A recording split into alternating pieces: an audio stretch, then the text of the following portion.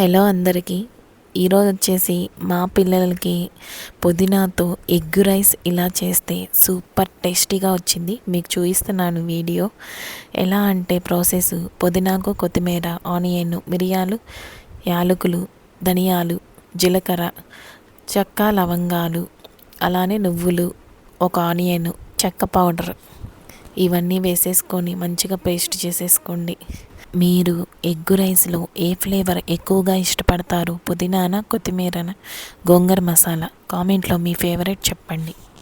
బాండీలో నెయ్యి, ఆయిల్, కస్తూరి మెంతి ఇలాగా పేస్ట్ కూడా వేసేసుకొని బాగా సిమ్లో పెట్టుకొని వేయించుకోవాలి దీని మొత్తాన్ని. ఈ లోపల మనము వైట్ రైస్ పొడిపొడిలాడుతూ ఉంచుకోవాలి రెడీగా. ఇప్పుడు ఇది వేగిన తర్వాత ఈ రైస్ని వేసేసుకుంటున్నాను ఇందులోకి. దీని మొత్తాన్ని బాగా మిక్స్ చేసేసుకోవాలి. సాల్ట్ 2 టేబుల్ స్పూన్లు. ఒకసారి చేస్తే మళ్ళీ మళ్ళీ అడుగుతారు. అలానే ఇందులో కారం కూడాను 3 టేబుల్ స్పూన్లు యాడ్ చేసేసుకున్నాను.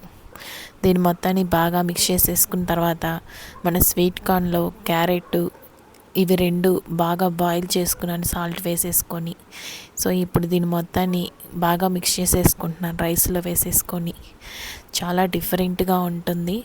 మీరు కూడా ట్రై చేయండి ఈ రెసిపీని. పిల్లలకు లంచ్ బాక్స్కి బెస్ట్ ఎగ్ రైస్ అండి. పిల్లలు ఇష్టపడే పుదీనా రైస్.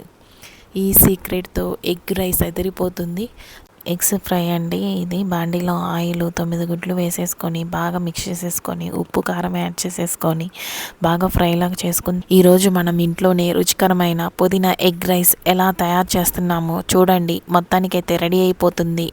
అంత తక్కువ సమయంలో తక్కువ పదార్థాలతో ఇది రెసిపీ లంచ్ బాక్స్కైనా డిన్నర్కైనా చాలా అద్భుతంగా ఉంటుంది. ఈ వీడియో నచ్చితే లైక్ చేయండి, షేర్ చేయండి, సబ్స్క్రైబ్ చేయండి. ఇలాంటి టేస్టీ తెలుగు వంటల కోసం మన ఛానల్ని సబ్స్క్రైబ్ చేసి బెల్ ఐకాన్ నొక్కండి.